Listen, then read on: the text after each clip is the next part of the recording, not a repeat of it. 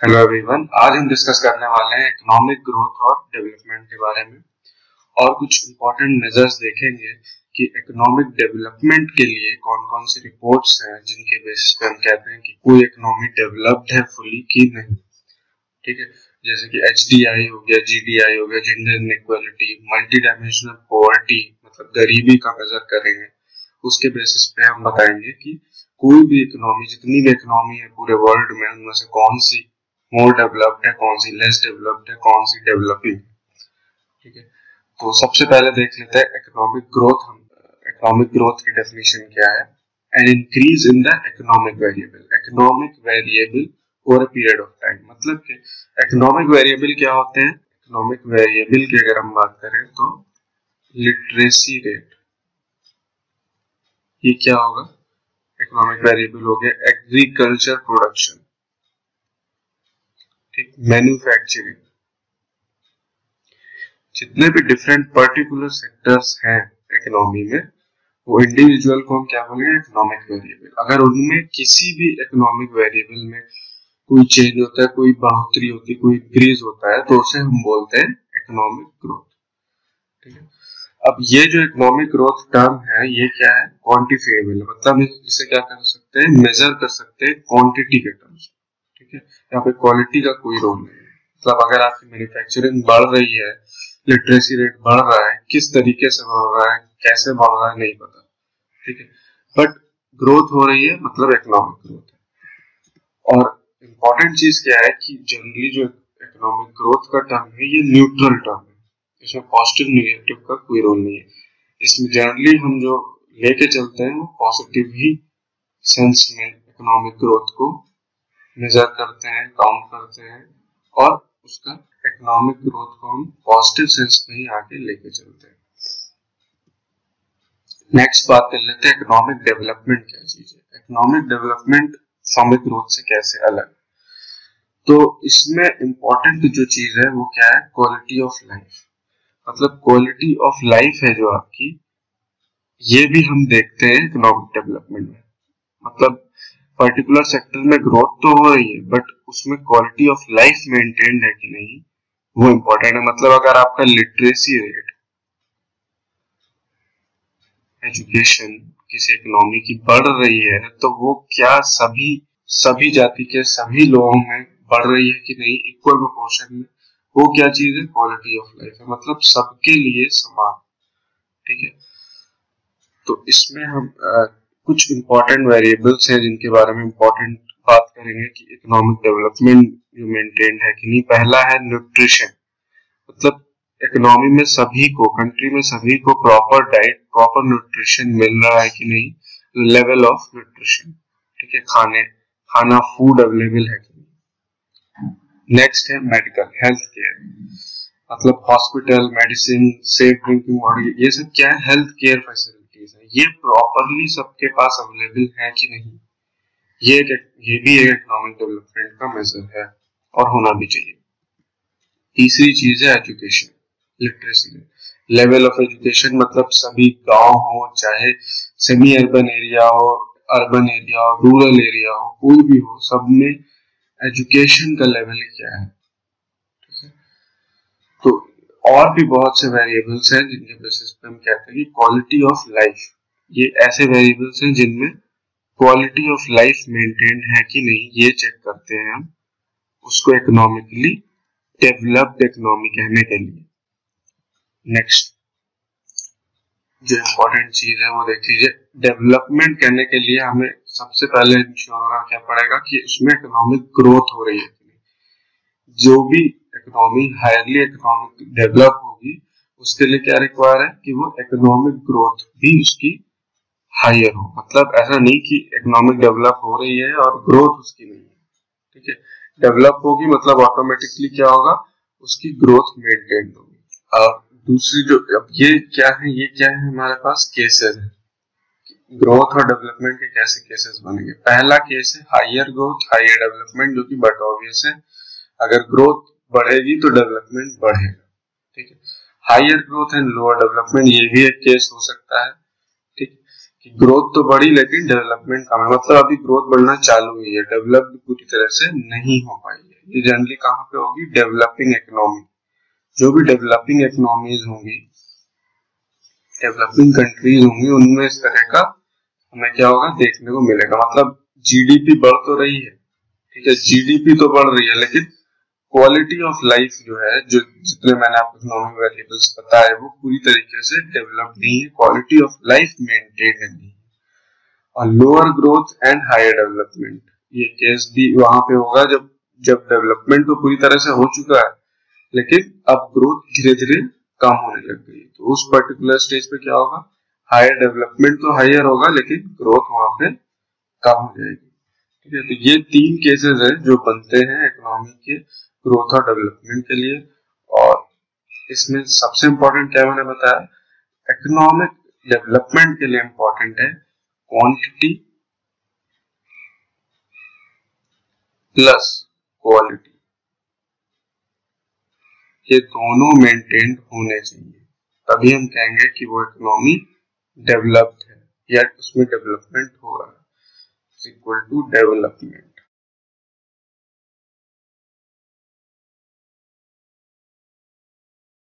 Next, अब ये 5 indices हैं, 5 इंडेक्स हैं जो जनरली डेवलपमेंट के केस में डेवलपमेंट को, इकोनॉमिक डेवलपमेंट को किसी कंट्री को मेजर करने के लिए यूज होते हैं। और ये बहुत ही इंपॉर्टेंट मेजर्स हैं जो कि मैक्सिमम यूपीएससी में पूछे जाते हैं।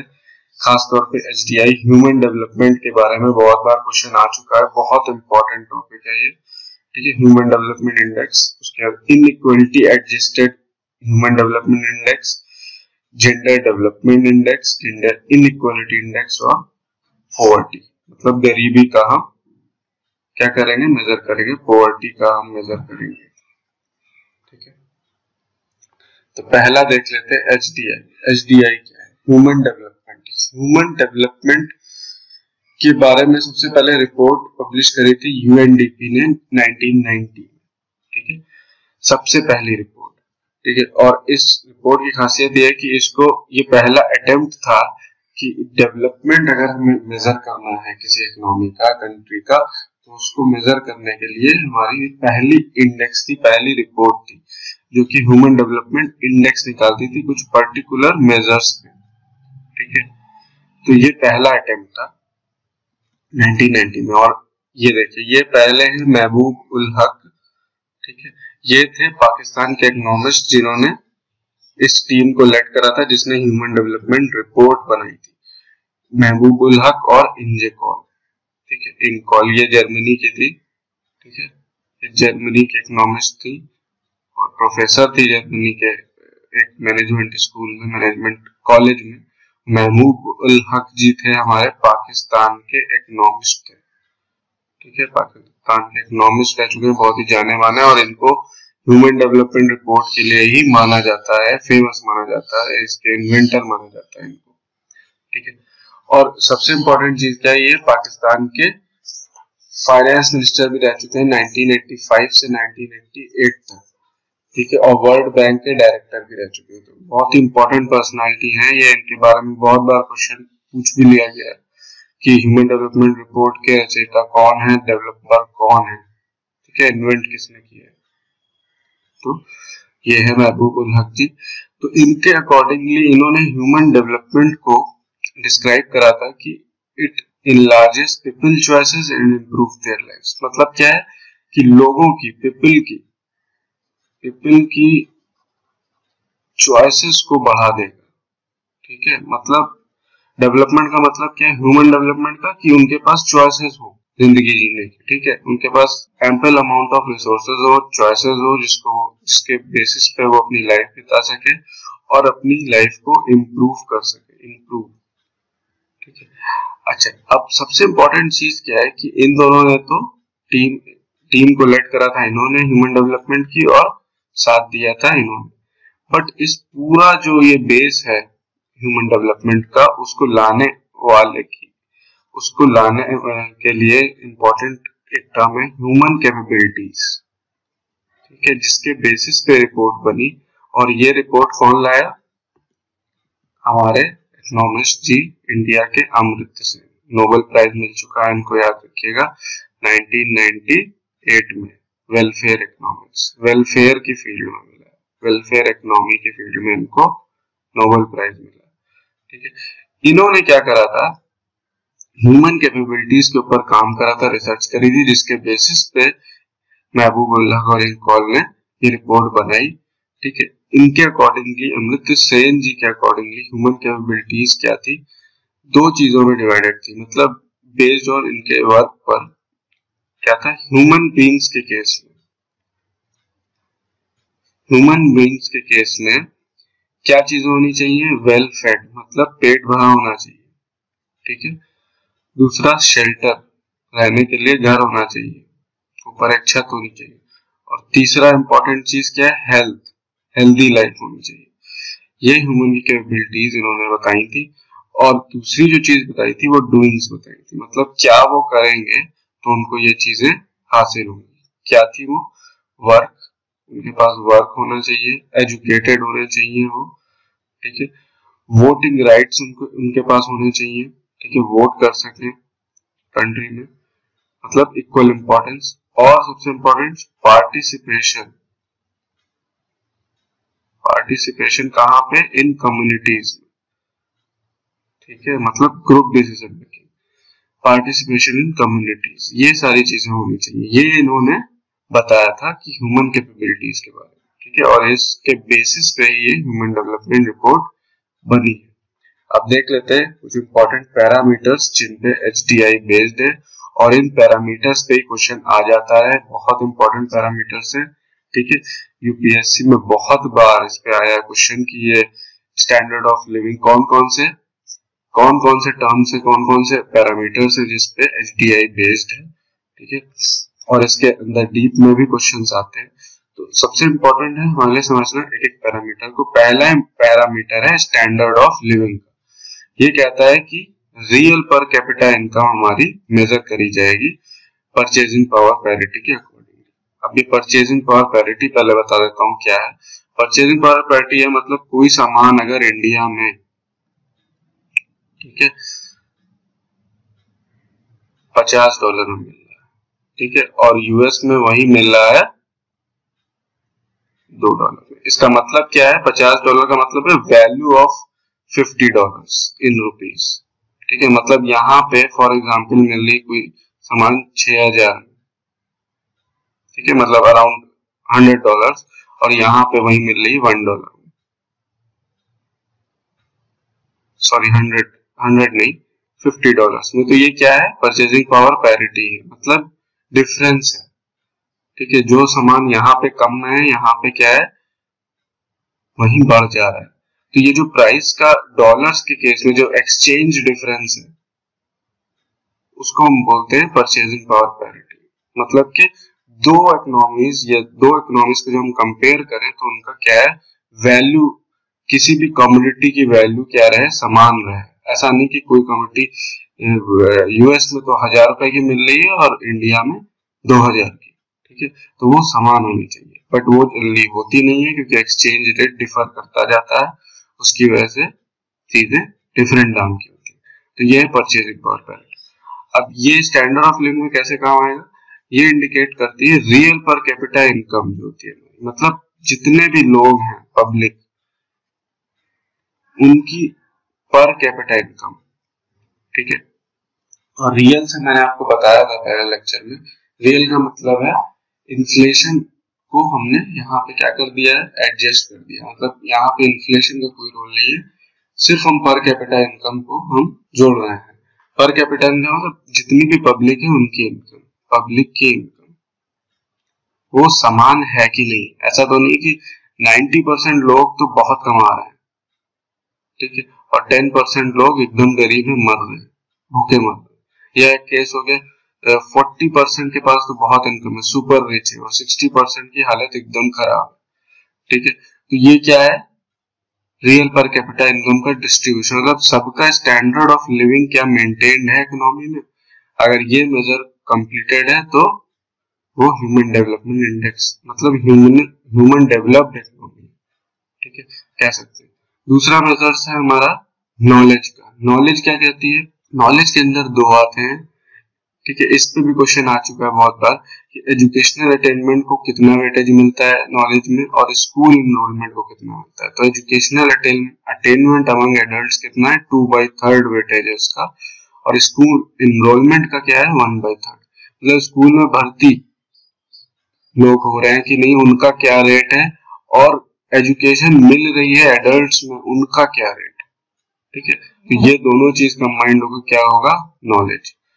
तीसरा है लाइफ एक्सपेक्टेंसी, मतलब लोग जो जी रहे हैं वो कितना जी रहे हैं इकोनॉमी में। ठीक है, मतलब जैसे इंडिया का 68 ईयर्स है। ठीक है, मतलब 68 ईयर्स ऑन एन एवरेज यहाँ पे जनता जी रही है, तो लाइफ अपनी जी रही है। वो जैसे जैसे इंक्रीज होगी वो इकोनॉमी उतनी ही डेवलप्ड होगी, अच्छी होगी। ठीक है, 75 प्लस है, मतलब बढ़िया इकोनॉमी है, मतलब उसके पास जितने भी जीने के मेजर्स हैं, मतलब जैसे भी क्वालिटी ऑफ लाइफ है वो मेंटेन्ड, ऐसी वैसे तो वो जी पा रहे हैं। ठीक है, तो ये भी एक इम्पॉर्टेंट एस्पेक्ट है ह्यूमन डेवलप्ड इकोनॉमी के लिए।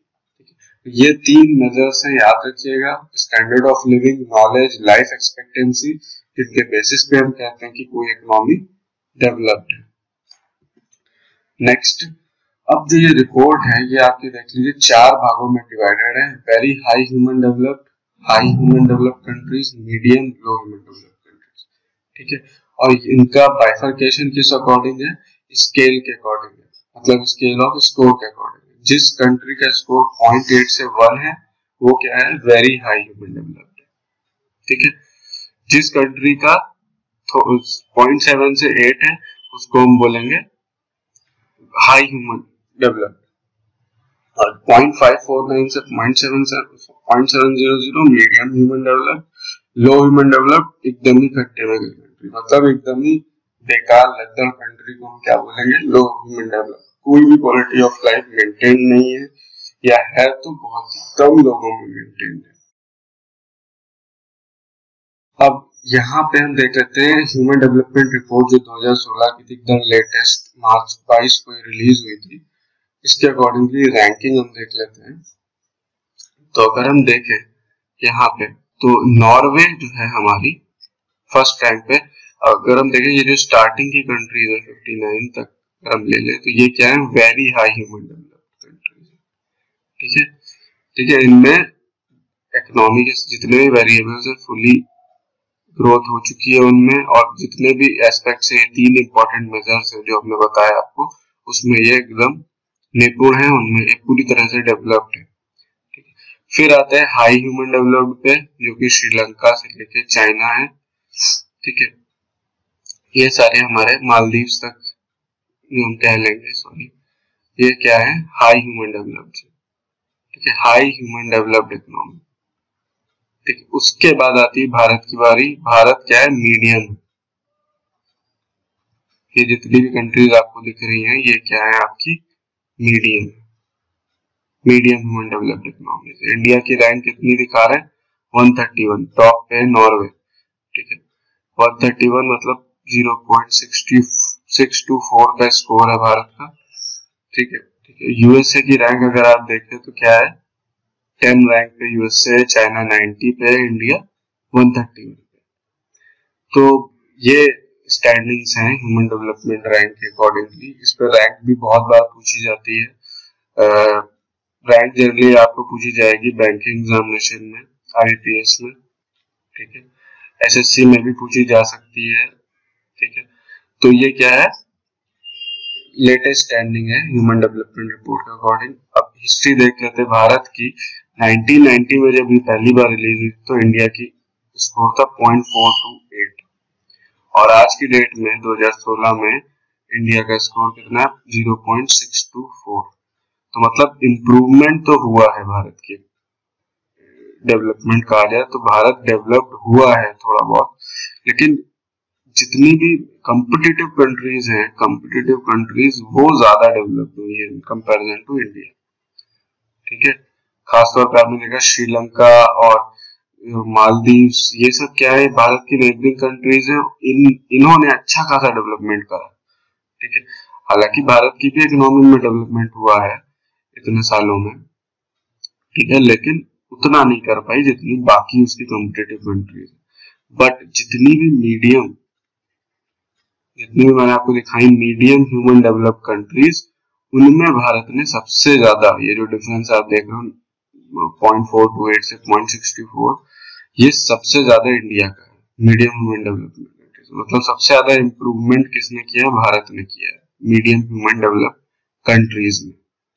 ठीक है, अब देख लेते हैं जल्दी से, इन पे भी क्वेश्चन आ जाते हैं कभी कभी लिखने को, यूपीएससी में आ जाता है compare the human development rankings of SAARC BRICS. तो यहाँ पे आपको कंपैरिजन शो करना पड़ेगा। तो सार्क कंट्रीज में क्या है? श्रीलंका, मालदीव, ये सारी हाई ह्यूमन डेवलप्ड कंट्रीज है। इनकी रैंक भी भारत से ऊपर है। थर्ड नंबर पे सार्क कंट्रीज में आती है भारत। ठीक है, ब्रिक्स कंट्रीज में इंडिया सबसे नीचे है। मतलब Brazil, Russia, China, south Africa सब भारत से ऊपर है, और रशिया टॉप पे है ब्रिक्स कंट्रीज में। और टॉप 3 की अगर हम बात करें तो वो नॉर्वे, ऑस्ट्रेलिया और स्विट्जरलैंड, ये 3 countries fully high human develop, very high human develop categories में है। बॉटम 3 जो एकदम बेकार कंट्रीज है आपकी, वो है सेंट्रल अफ्रीका, नाइजर और चैड। ये 3 बॉटम 3 कंट्रीज। अब बात कर लेते हैं भारत की स्टैंडिंग्स ह्यूमन डेवलपमेंट रिपोर्ट में पर्टिकुलर पैरामीटर के वाइज।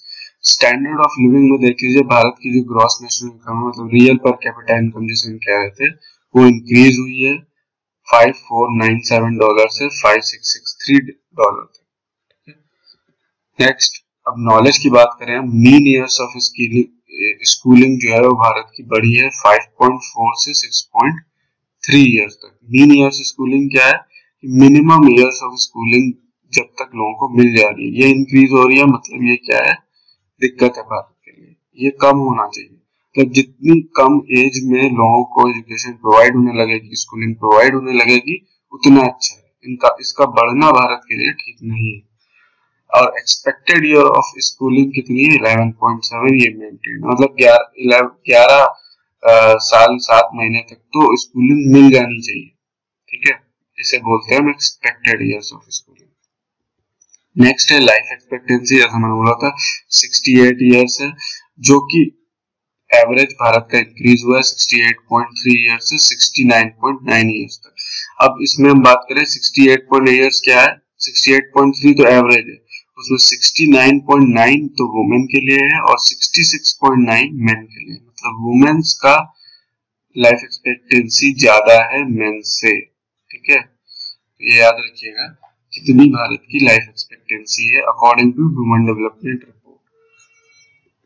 अब बात कर लेते हैं inequality adjusted human development index. ये क्या चीज है? इसमें क्या है, इसका कंसेप्ट क्या है? बेसिकली ये क्या करता है, जितनी भी आपकी कंट्री की एवरेज अचीवमेंट है इन तीनों ही सेक्टर में, ठीक है, जो 3 सेक्टर की मैंने बात करी, हेल्थ, एजुकेशन और इनकम, ठीक है, इन तीनों सेक्टर्स में क्या करेगा? एवरेज निकालेगा और उसमें देखेगा इनइक्वालिटीज।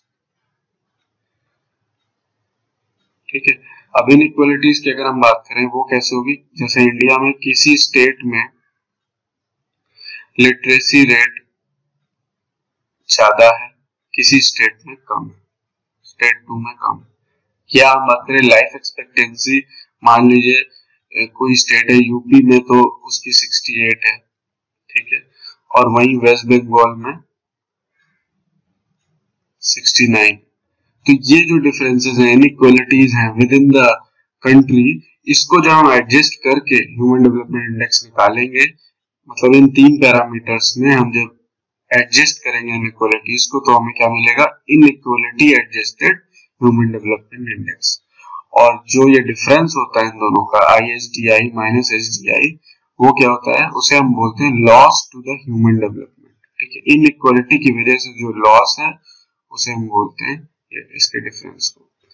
और भारत में देख लीजिए 27.2% लॉस है, इसके ये अनुसार बेस्ट है नॉर्वे। मतलब जितना कम परसेंट होगा 0% के पास, जितना जो कंट्री की इकोनॉमी 0% के पास होगी इसके डिफरेंस के अकॉर्डिंग, वो बेस्ट होगी। जैसे नॉर्वे का 5.4% है, स्वीडन का 6.7 है, नेदरलैंड का 6.9 है, और सबसे बेकार किसका है? अफ्रीका और कोमोरोस। 43.5% है लॉस, 45.8%, नियरली हाफ।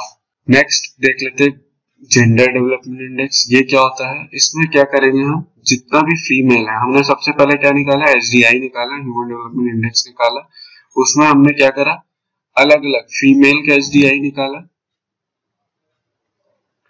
उसको डिवाइड कर दिया हमने मेल के एसडीआई से, ठीक है, सेपरेट दोनों का निकाल के उसको डिवाइड कर दिया, तो हमें क्या मिलेगा, जेंडर डेवलपमेंट इंडेक्स मिल जाएगा, ठीक है।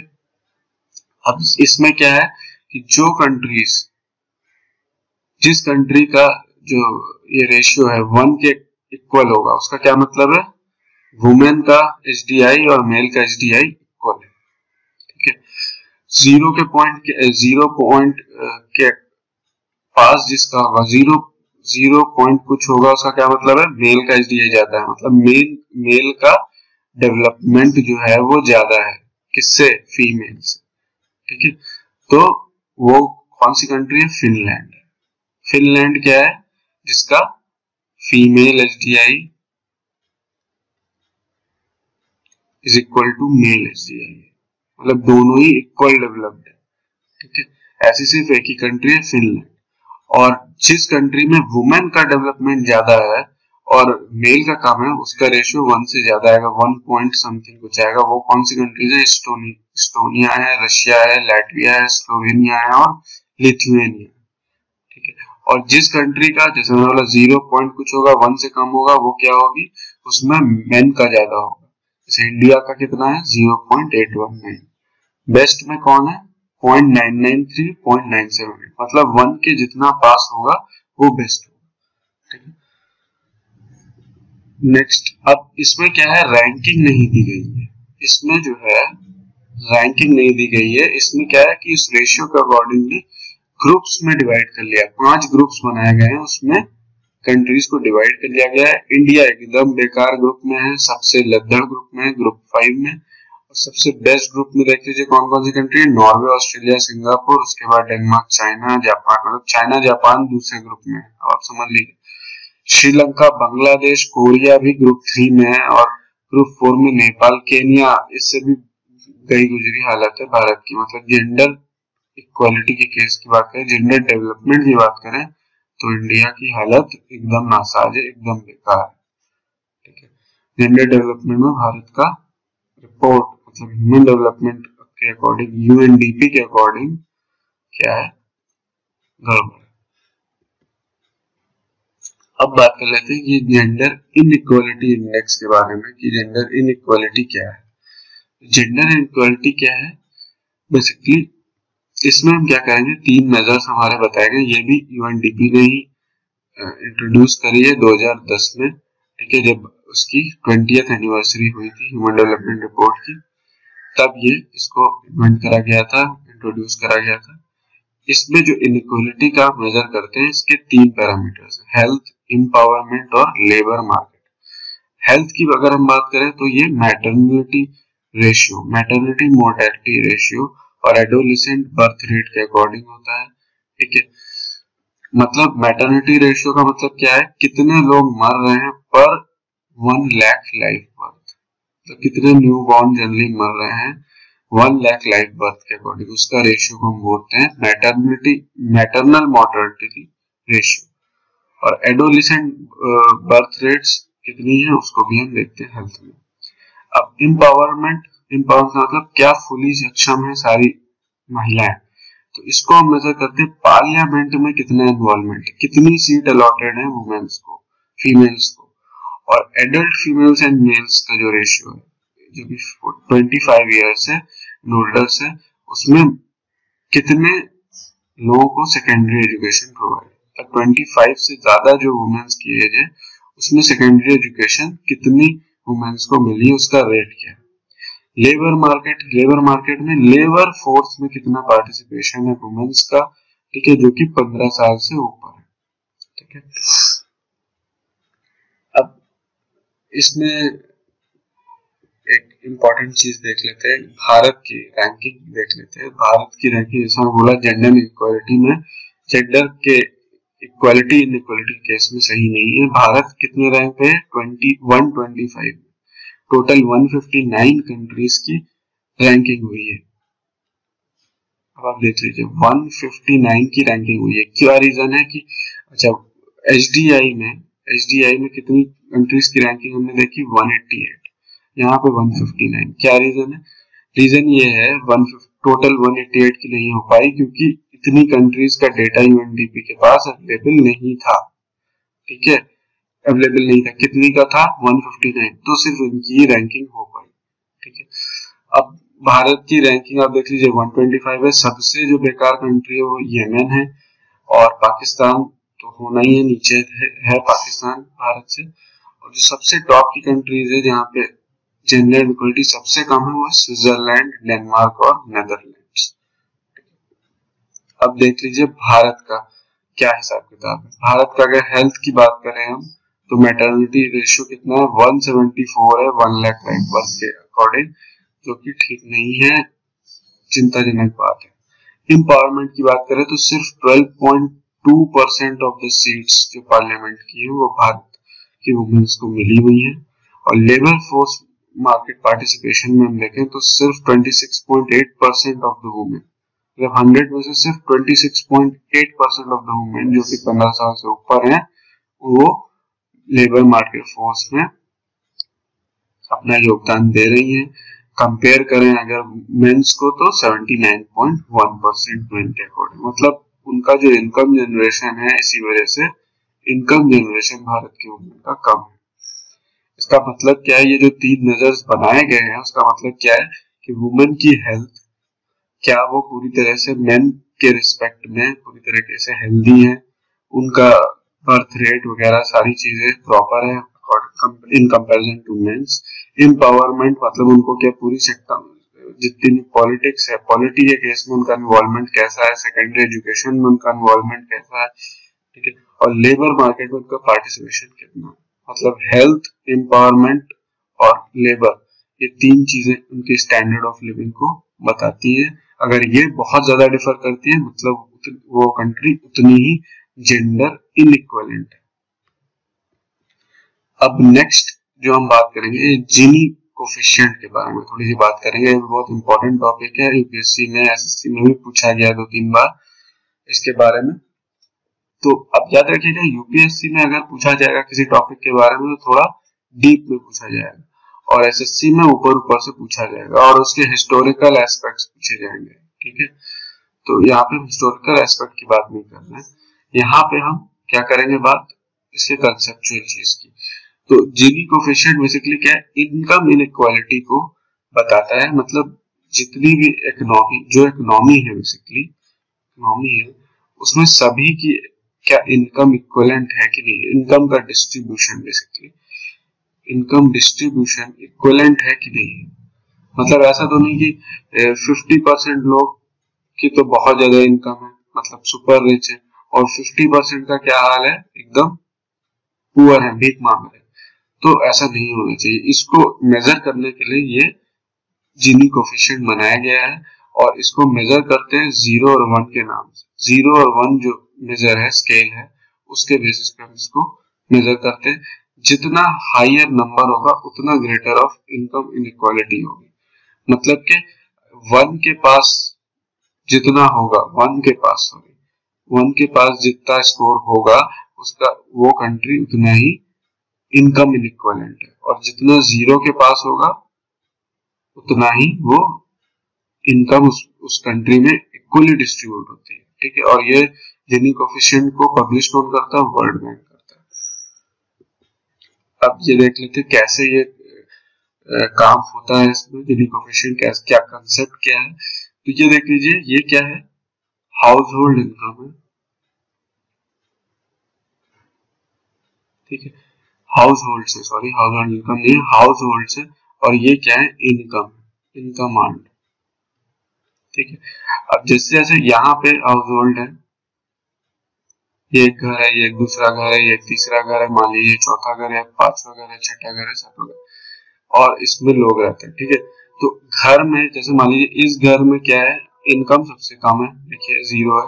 इस घर में थोड़ी बढ़ी, इस घर में पूरी बढ़ गई, इस घर में और थोड़ी बढ़ी, इस घर में और बढ़ गई, इस घर में। तो क्या है कि यहाँ पे इनकम क्या है, इनइक्वली डिस्ट्रीब्यूट हुई है सभी हाउस होल्ड में, ठीक है।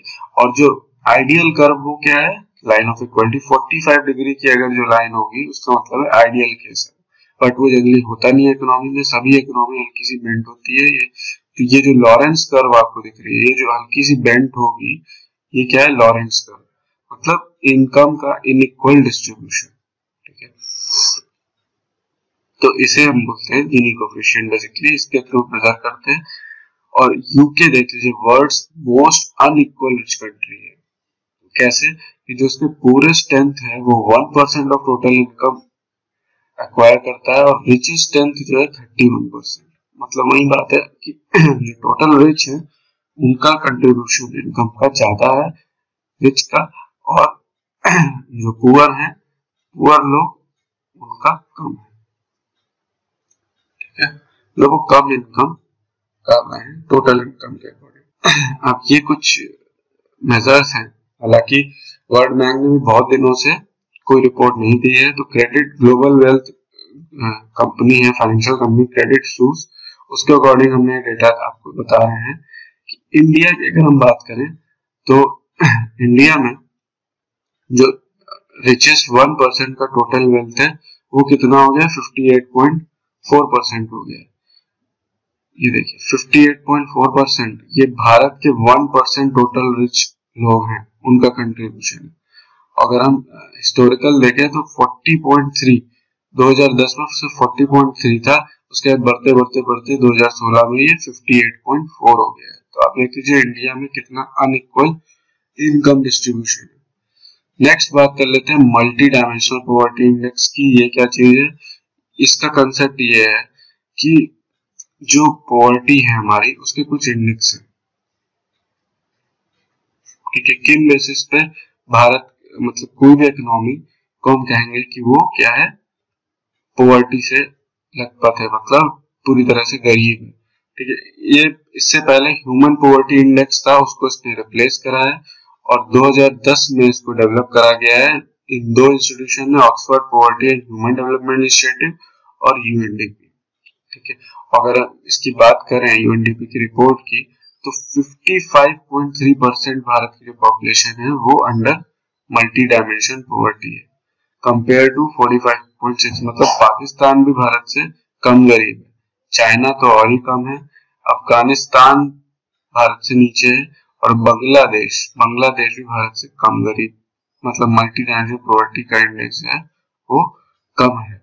अब क्या क्या मेजर्स हैं ये भी पूछे जाते हैं एग्जामिनेशन में, कौन कौन से बेसिक पैरामीटर्स हैं, डायमेंशंस हैं। तो 3 डायमेंशंस हैं जो आपको दिख रहे हैं, हेल्थ, एजुकेशन और लिविंग स्टैंडर्ड। और इंडिकेटर्स कितने हैं, टोटल 10। मतलब न्यूट्रिशन प्रॉपर मिल रहा है कि नहीं, चाइल्ड मोर्टेलिटी रेशियो क्या है, ईयर्स ऑफ स्कूलिंग कितनी है, स्कूल की अटेंडेंस कितनी है, कुकिंग फ्यूल, फिर लिविंग स्टैंडर्ड में आ जाते हैं सैनिटेशन, वाटर की फैसिलिटी, इलेक्ट्रिसिटी, फ्लोर, एसेट्स। ये सारे क्या है, मेजर्स हैं मल्टी डायमेंशन पॉवर्टी के।